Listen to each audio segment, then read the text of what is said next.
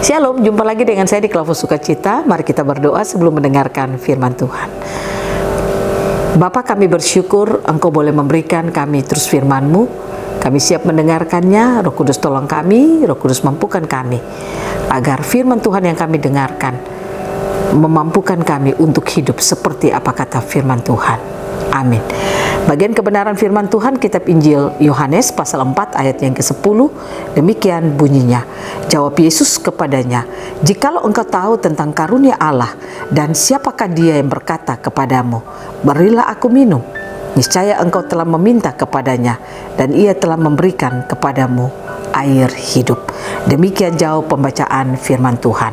Pemirsa Klavus yang diberkati oleh Tuhan, saudara dan saya tidak boleh mengenal Yesus Kristus hanya sebagai suatu pernyataan dalam hidup kita. Artinya kita tidak boleh mengenal Yesus itu hanya sebatas, ya saya tahu Yesus, saya tahu dia orang Nazaret, saya tahu dia lahir ke dunia untuk menyelamatkan manusia, dan lain sebagainya. Kita tidak sekedar mengetahui Yesus hanya sebatas itu. Saudara dan saya harus belajar untuk mengenal siapa Yesus di dalam kehidupan kita. Karena kalau kita mengenal Yesus di dalam kehidupan kita, itu adalah karunia Allah yang luar biasa yang diberikan bagi hidup saudara dan saya. Nah, inilah yang dikatakan Yesus kepada perempuan Samaria yang dimana ia bertemu di sumur Yakub. Yesus berkata kepadanya, "Jikalau engkau tahu tentang karunia Allah dan siapakah dia yang berkata kepadamu, berilah aku minum, niscaya engkau telah meminta kepadanya dan ia telah memberikan kepadamu air hidup." Apa ini maksudkan oleh Yesus dengan pernyataan bahwa niscaya engkau telah meminta kepadanya dan ia telah memberikan kepadamu air hidup? Nah, ini menjadi gambaran bagi saudara dan saya bahwa apa yang dikatakan Yesus kepada perempuan Samaria ini menjadi gambaran bagi saudara dan saya. Artinya kalau kita percaya tentang Yesus, kita mengenal dia dengan sungguh di dalam hidup kita, siapa dia Yesus, maka itu merupakan satu karunia Tuhan yang luar biasa dalam hidup saudara dan saya. Nah, itulah yang membuat hidup saudara dan saya tidak akan pernah mengalami kekeringan di dalam hidup kita, karena dia yang adalah air hidup itu, dialah yang akan memberikan kehidupan bagi saya dan saudara. Nah, belajar lewat bagian kebenaran firman Tuhan ini, ada banyak orang Kristen hidupnya seolah-olah dia aktif, seolah-olah dia aktif di dalam pelayanan, seolah-olah dia hebat di dalam perjalanan kehidupannya, tetapi ada banyak orang Kristen mengalami kekeringan di dalam hidupnya. Contoh, ia hidup tidak berkemenangan, ia masih hidup melakukan dosa, dia kurang tertarik dengan hal-hal rohani, dan bisa saja ia melakukan sebuah aktivitas, tapi itu hanya sebuah rutinitas, dan akhirnya dia hanya melakukannya, tapi nanti dia bersungut-sungut juga dengan apa yang dia lakukan.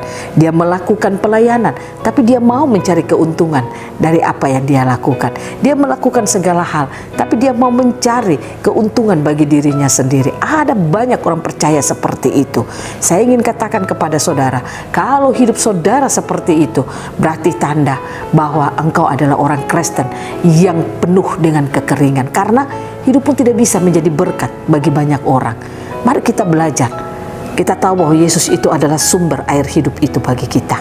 Saya percaya kalau air hidup itu kita miliki dalam hidup kita, maka kita tidak akan pernah menjadi orang Kristen yang mengalami kekeringan. Saudara dan saya sejak percaya Yesus, air hidup itu telah menjadi bagian kehidupan kita. Sejak kita percaya kepada Yesus, maka air hidup itu adalah hidup saudara dan saya. Nah, oleh karena itu, mari kita belajar hidup sebagai orang-orang Kristen yang telah memiliki air hidup itu, dan kita hidup untuk menjadi berkat bagi banyak orang. Saya katakan bagi saudara, jangan pernah ketika engkau melakukan pelayanan atau engkau melakukan apapun juga di dalam seluruh hidupmu, engkau hanya memakai nama Tuhan, tetapi engkau sementara tidak melakukan pekerjaan Tuhan di dalam hidup saudara. Saya katakan bagi saudara, engkau akan mengalami banyak masalah di dalam hidupmu. Belajarlah untuk hidup kita terus menjadi berkat bagi banyak orang, karena kita ini sudah memiliki air hidup. Perempuan Samaria itu, dia tidak mengenali Yesus, makanya air hidup itu tidak dia miliki. Tetapi saudara dan saya, kita ketika mengenali Yesus, karunia luar biasa menjadi hidup kita, maka saya percaya hidup kita tidak akan pernah mengalami kekeringan. Kita akan mampu bersyukur dalam segala hal.